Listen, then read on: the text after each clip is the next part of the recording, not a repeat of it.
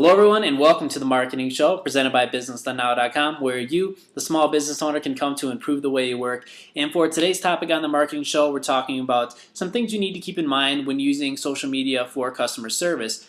A while back I did a blog post on just some 3 different ways that you could use social media besides the obvious lead generation, where it seems that's why a lot of businesses get into using social media is to try to get some leads from it. But we can use it in many different ways, and one of them was customer service. So just wanted to give you a heads up on a few things that you're going to want to keep in mind if you look to go this route, because let's face it, we don't have a lot of the capabilities as maybe what a big brand would to go out and hire a bunch of people to run a call center for us.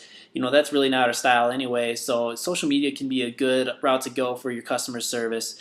So the first thing to keep in mind when using this is to state the purpose of the account. So whether that's you're using Twitter, using Facebook, using something like a Ustream, which I love by the way, you really just have to state the purpose and let people know that that's what it's there for. That yes, it's okay to ask a question related to the product or the service that you have to offer, and you're going to respond accordingly to it.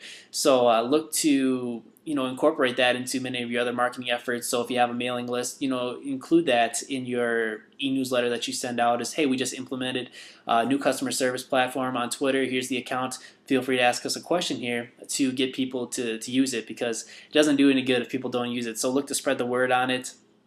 And it could be it's just as simple as stating that in the bio or the info part of your social media account is that's what it's there for. It's one of the purposes, if not the sole purpose of it. And then you really have to know when to move the conversation to a different platform.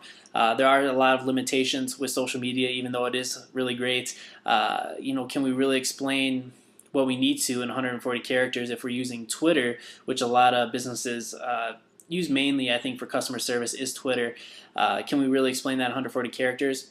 More than likely, probably not. If it is a quick question that someone has and we can respond in just a few words, well then yes, it works. But really, we can't be afraid to reach out to them, send them a message, be like, hey, do you mind if we take this to another platform, which would be more traditional, like a phone or email, where you can fully explain what you need to and get the results for the customer that they want. Now, customer service on social media is just not about responding to people who reach out to you, but you need to be monitoring your brand as well and what people are saying. So using some of the free tools like Search.Twitter, Google Alerts to get the info when people are saying something about your business or your personal brand, because a lot of us, we do now tie our business brand and our personal brand. They're one and the same.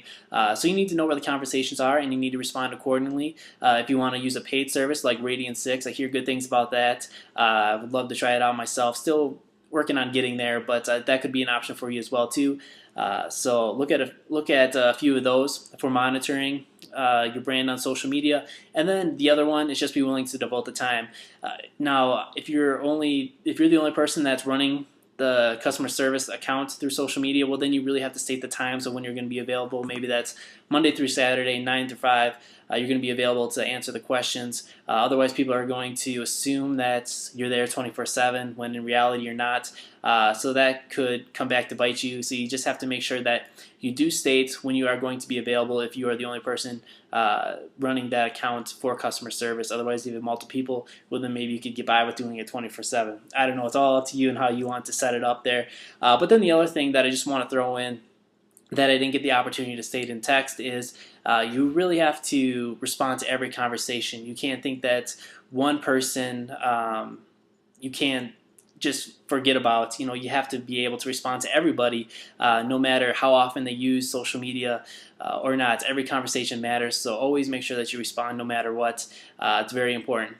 But that's going to bring this episode to an end of the Marketing Show. But now I really want to hear your thoughts. Give me some feedback. Share with me some experiences that you've had related to customer service on social media. I would love to hear it. But until next time, so we will see you then on another episode of the Marketing Show here on BusinessDoneNow.com.